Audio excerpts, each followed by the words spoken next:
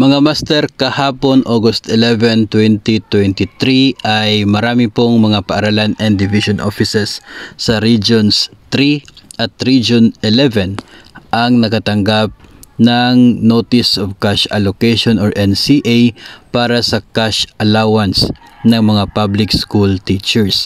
Kung matatandaan, napapalapit na po ang pag-release ng cash allowance na siya pong mangyayari not earlier than August 29. So sa August 29 po yung simula ng pamimigay ng cash allowance, official na pamimigay ng cash allowance, kaya good news po ito para sa mga iba't ibang division offices and national high schools sa Region 3 at Region 11 na nakatanggap ng kanilang NCA kahapon po. So ibig sabihin nito na posible po sa susunod na linggo available na sa mga accounts ng mga DepEd offices ang allocation na ito para pagdating ng August 29 ay pwede na po nilang ma-release kaagad sa kanila pong mga nasasakupan. So good news for the different DepEd offices in Region 3 and Region 11. Of course, kabilang po dito mga master ang division namin sa Division of Davao de Oro na mayroon pong 34.8 million na allocation para sa cash allowance ng mga nasasakupan po. Kung matatandaan din po natin ay nasa 5,000 pesos itong annual cash allowance ng mga public school teachers.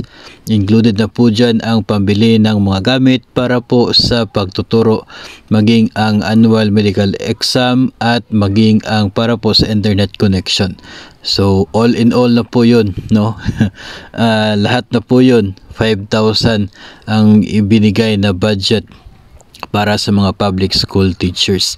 May mga proposal na taasan ito pero hanggang sa ngayon ay hindi pa naman po nagiging batas.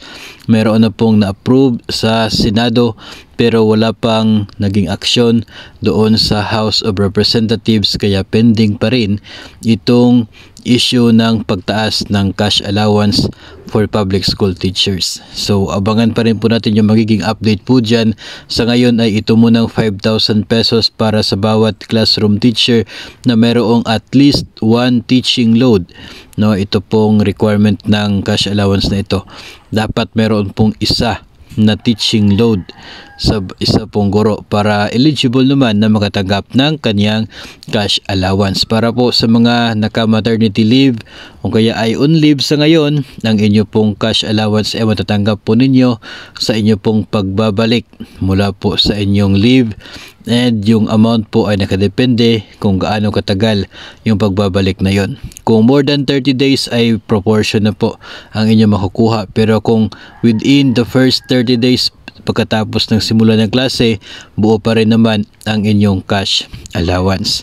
So make sure lamang na kayo po ay nakahingi ng update o naka-monitor sa updates from your different division offices kung kailan po sila magbibigay ng kanila pong cash allowance para po sa inyo, nang sa ganun ay mai-withdraw po ninyo at magagamit para po sa inyong mga pangangailangan.